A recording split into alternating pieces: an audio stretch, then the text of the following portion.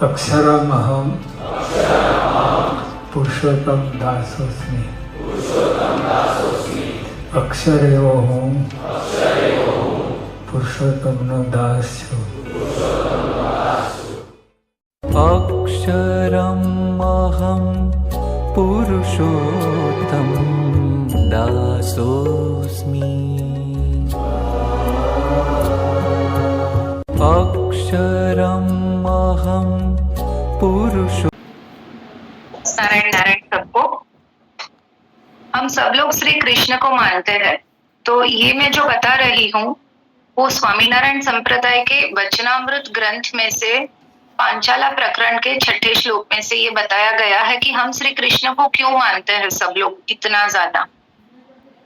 तो जितने भी नारायण के अवतार हुए हैं उसमें सब अनंत अपने मूर्ति में भिन्न भिन्न स्वरूप से प्रकट हुए हैं। कोई भी धर्म के ले लो या कोई भी संप्रदाय के ले लो, तो सब में अलग अलग स्वरूप से वहां पर मूर्ति के रूप में हम दर्शन करते हैं। लेकिन जो श्री कृष्ण भगवान है वो स्वयं में ही एक पूर्ण पुरुषोत्तम नारायण है। तो वो कैसे है वो हमें जानना है आज अपने स्वयं के अंदर। कि सबसे प्रथम जब देवकी थकी जन्म हुआ श्री कृष्ण का, तब उन्होंने शंख चक्र गदा पद्म धारण करके चतुर्भुज स्वरूप से दर्शन करवाया और वहां पर जैसे लक्ष्मीपति के वैकुंठ भाव हम लोगों को प्रकट होता है। जब माता यशोदा के मुख में उन्होंने विश्व रूप का दर्शन करवाया था, तब वहां पर सहस्त्र शीर्ष के रूप में हमें दर्शन में भाव प्रकट होता है।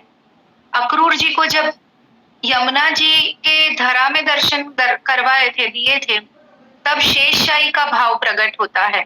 और जब अर्जुन को रण संग्राम में कुरुक्षेत्र के मैदान में जब विश्व रूप का दर्शन दिया उन्होंने, तब वो स्वयं के प्रति पूर्ण पुरुषोत्तम है वैसा उन्होंने वहां सबके सामने बताया। और वो भाव हमारे भीतर तब प्रकट हुआ कि श्री कृष्ण पूर्ण पुरुषोत्तम नारायण है। और जो गोलोकवासी श्री राधिका जी है और श्री कृष्ण है वो दोनों एक ही है। वहां पर उन्होंने बहुत सारे ऐसे प्रसंगों में बताया गया है, दिखाया गया है। इसीलिए श्री कृष्ण को अवतार जो हुआ है उनको सर्वोपरि अवतार या पूर्ण पुरुषोत्तम अवतार माना जाता है।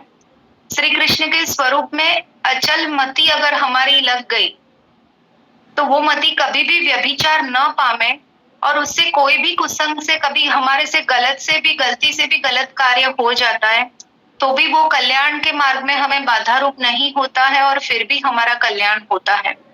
तो इतने पूर्ण पुरुषोत्तम नारायण जो है वो हमारे ऊपर कृपा करते हैं, दयालु करते हैं। यहाँ हम सब जो सत्संगी जमा होते हैं, हम परमहंस हरिभक्त कहलाए जाते हैं अगर हम ज्ञान मार्ग में आगे जाते हैं। लेकिन उसी प्रकार हम उपासना की दृढ़ता पूर्वक हम करते रहे तो हमारा और भी कल्याण होता है। तो ये तो हो गई कि श्री कृष्ण को हम क्यों मानते हैं वो हमने सुना। लेकिन अब हम जो मैं बताना चाहूंगी कि ये वचनामृत में से नहीं है, ये अभी वचनामृत का था वो पूर्ण हुआ। हम ये मार्ग में कृष्ण को पूर्ण पुरुषोत्तम मानने के लिए तो हम लोग आगे जाते हैं, लेकिन उसमें हमें इतना आज ज्ञान का माध्यम हो गया है कि हम हर जगह से ज्ञान प्राप्त करते ही रहते हैं, यूट्यूब के माध्यम से, इंटरनेट के माध्यम से, मीडिया के माध्यम से। तो ज्ञान सर्वश्रेष्ठ है कि सदाचार सर्वश्रेष्ठ है? तब जाके ये जो श्री कृष्ण का पूर्ण पुरुषोत्तम जो अवतार हुआ है उसका हम उसके पीछे कल्याणकारी हमारा कैसे जीवन हम कर सकते हैं उनके नाम लेने से, उनका मंत्र जाप करने से। तो जब हस्तिनापुर की राजसभा हुई थी और द्रौपदी का जब चीरहरण हुआ वो हम सबको पता है कि तभी वहां पर बैठे जो भी सर्वश्रेष्ठ पुरुषों थे वो सबने मौन धारण किया हुआ था। लेकिन जब ऐसी घटना भी घटित हुई तब अकेले विदुर जी वहां पर खड़े होते हैं और दुर्योधन को बताते हैं गलत हो रहा है, काफी सारा कुछ बोलते हैं। तो धर्म का उन्होंने वहां पर भी पकड़ के रखा है। इतने सारे बड़े बड़े लोग थे फिर भी बाकी लोग धर्म को उस समय उस क्षण जो है वो चूक जाते हैं। तो विदुर जी ने उस परिस्थिति में भी कि इतने लोग नहीं बोलते हैं तो मैं क्यों बोलूं। आज हम लोग हमारे परिवार में ऐसी परिस्थिति आ जाती है, हमारे जीवन में ऐसी परिस्थिति आती है तो हम ऐसे सोचते कोई नहीं बोलता है, जाने दे, मैं क्यों बोल के सबके सामने आंखों में मैं आ जाऊं। तो यहाँ पर विदुर जी ने धर्म को नहीं छोड़ा है, धर्म को पकड़ के रखा और उन्होंने दुर्योधन को बहुत सारा कुछ कहा कि ये सब गलत हो रहा है। अभी वहां पर दुर्योधन को ऐसे लगता है कि ये मुझे सबके सामने बोले हैं, मेरा अपमान हुआ है और मेरा ही बुरा वो सोच रहे हैं, क्योंकि दुर्योधन की मति में से अधर्म आ चुका था, धर्म चला गया था। तो जब उनको बहुत अपमानजनक लगा तब उन्होंने बोला कि आप हमारे हस्तिनापुर में रहने लायक नहीं हो। बहुत सारा उन्होंने भी सामने सुनाया दुर्योधन ने विदुर जी को। विदुर जी ने जब सुना कि यहाँ पर अभी कड़वाहट है, अधर्म का प्रवेश हो चुका है बहुत ज्यादा मात्रा में, तो वो अपना जो कार्य था, मंत्री का कार्य था, राज का जो संभालना था, वो हस्तिनापुर के बाहर जाके एक छोटी सी झोपड़ी बना के उसमें रहते हैं और अपने नीचे जो भी कार्यकर है मंत्री के नीचे, उनको वहां बुला के वो वहां से हस्तिनापुर का राजकोष का कार्य संभाल रहे थे। लेकिन उनके नीचे जो मंत्रीगण थे उसमें एक व्यक्ति था जो आदित्य केतु नाम का था और वो बहुत प्रसिद्ध हुआ है, उनकी भी बहुत सारी कथाएं हैं। तो ये जो आदित्य केतु व्यक्ति जो है वो विदुर जी के साथ ही वहां पर रहने के लिए चला गया, क्योंकि उनको भी इतना अच्छा नहीं लग रहा था कि मैं अधर्म की भूमि पे रहूं और अधर्म के परिवार का खाना खाऊं। तो वहां पर जब विदुर जी की संगत के लिए वो सत्कर्म में जुड़ गए और जो हस्तिनापुर का राजकोष था उसका संभालना शुरू हुआ, तो रोज हस्तिनापुर के राजकोष में जाना हुआ।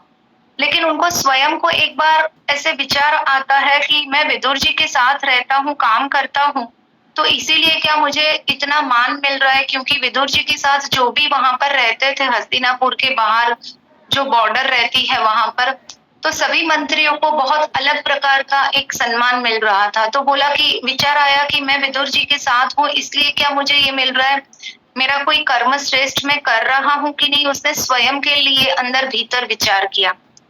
तो उन्होंने एक युक्ति लगाई और राजकोष में जब रोज जाना होता था तो वहां जब कोषाध्यक्ष बैठे रहते हैं कि इतना आज यहाँ से मोहर गया या जो भी हिसाब किताब का था, उसमें से वो उनके देखने के सामने आज पहले दिन उन्होंने एक सिक्का जो है वो ले लिया। वो देख रहा था, उसने अपनी जेब में रख दिया। दूसरे दिन 2 सिक्के अपनी जेब में रखे। आज भी कोषाध्यक्ष वहां पर जो बैठे हैं वो सामने बैठे देख रहे हैं। तीसरे दिन 3 सिक्के रखे, 5वें दिन 5 रखे। 5-7 दिन ऐसे हो गए। फिर कोषाध्यक्ष ने महाराज को बात की कि इस प्रकार से ये आदित्य केतु कर रहा है। उसको पकड़ लेते हैं, राजसभा में लाते हैं कि तूने ये चोरी की, तो बोला हाँ मैंने की है। उसने स्वीकार भी कर दिया। तो बोला कि जिस हाथ से चोरी की है आपने, राइट हैंड से चोरी की है, तो आपका राइट हैंड कांडा से वो आगे से हथेली तक काट दिया जाएगा। तो बोला कि मैं उसके लिए भी तैयार हूँ, लेकिन मुझे उसके पहले आपसे कुछ बताना है कि अगर हमारे जो हस्तिनापुर के राज दरबार में क्या सर्वश्रेष्ठ है, ज्ञान श्रेष्ठ है कि सदाचार श्रेष्ठ है। तो ज्ञान कितना भी हम प्राप्त करें, कोई भी पुस्तक से करें, कोई भी मीडिया से करें, लेकिन अगर हम वो आचरण में नहीं लाते हैं तो वो ज्ञान का कोई भी वहां पर वैल्यू नहीं होती है, कीमत नहीं होती है। तो अगर मैं आचरण सही कर रहा हूँ और यहाँ पर मैं आचरण गलत कर रहा हूँ कि मैंने सिक्का चुराया हुआ है, तो विदुर जी ने तो भरी सभा में बहुत धर्म के युक्त बात की थी, तो उन्हें क्यों राजकोष में काम करने के लिए हस्तिनापुर से बाहर निकाला गया। अगर हम सर्वश्रेष्ठ आचरण को मानते हैं तो वहां पर तो ज्ञान की, विदुर जी को ज्ञान नहीं है और वो दुर्योधन और महाराज का अधर्म का साथ नहीं दे रहे और इसलिए उनको वहां से निकाला गया। अगर हम अधर्म का साथ देते हैं जाने में अनजाने में, तो भी हमारे सामने वो कर्म आता ही है। तो जब उन्होंने ये बताया कि अगर सदाचार ज्ञान से भी श्रेष्ठ है, कितना भी ज्ञान हो लेकिन आचरण में नहीं है तो वो ज्ञान का कोई कीमत नहीं रहती है। तो अगर मेरे हाथ काटने हैं तो मैं कहीं ना कहीं सत्कर्म कर रहा हूँ। वो सिक्का तो मैंने वापस बाहर भी किसी और को दे दिया है। यहाँ पर मुझे खुद को, स्वयं को जानना था कि आप लोग जो मुझे सम्मान दे रहे हैं वो मुझे किस लिए दे रहे हैं, क्योंकि मैं विदुर जी के साथ हूँ। तो विदुर जी तो बहुत ही सर्वश्रेष्ठ आचरण कर रहे, धर्म को पकड़ के आचरण कर रहे हैं। मैंने एक क्षण के लिए भी धर्म का आचरण छोड़ा और ये सिक्के की चोरी आपके सामने की, और आपने मुझे दंड के लिए यहाँ पर उपस्थित कर दिया।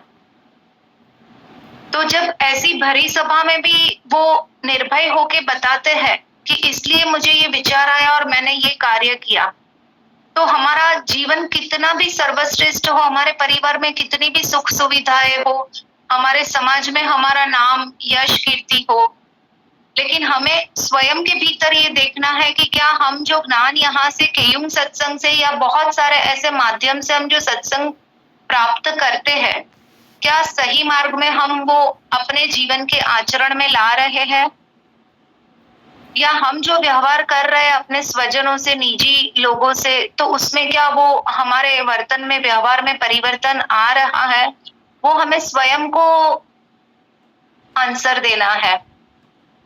फिर अगर हमारा ज्ञान बढ़ता भी जाए तो उसका अहंकार भी नहीं होना, वो भी हमें बहुत गहराई से स्वयं के भीतर चकासना है, देखना है, रोज देखते रहना है कि आज मेरे वाणी के रूप से किसी का बुरा तो नहीं हुआ, व्यवहार से तो किसी का बुरा नहीं हुआ है।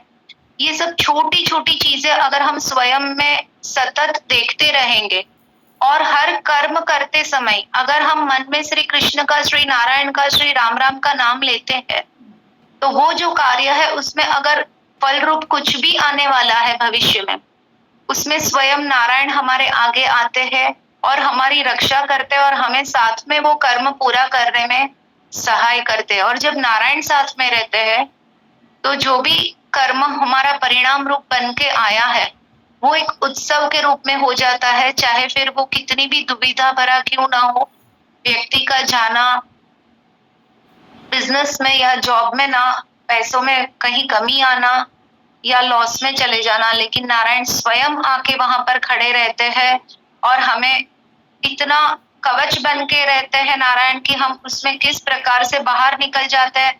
कभी कभी हमें वो पता भी नहीं चलता कि हम अपने जीवन में किस परिस्थिति में से किस परिस्थिति में आ चुके हैं। तो हमें सत्संग में जुड़ने से सबसे पहले ये ध्यान रखना है कि हमारा आचरण में परिवर्तन हुआ है कि नहीं हुआ है। फिर हम ज्ञान अपने भीतर भरेंगे तो वो हम पचा भी पाएंगे और आगे अपनी जो यात्रा है जीवन पथ की उसमें हम और सत्कर्म करते जाएंगे। नारायण नारायण।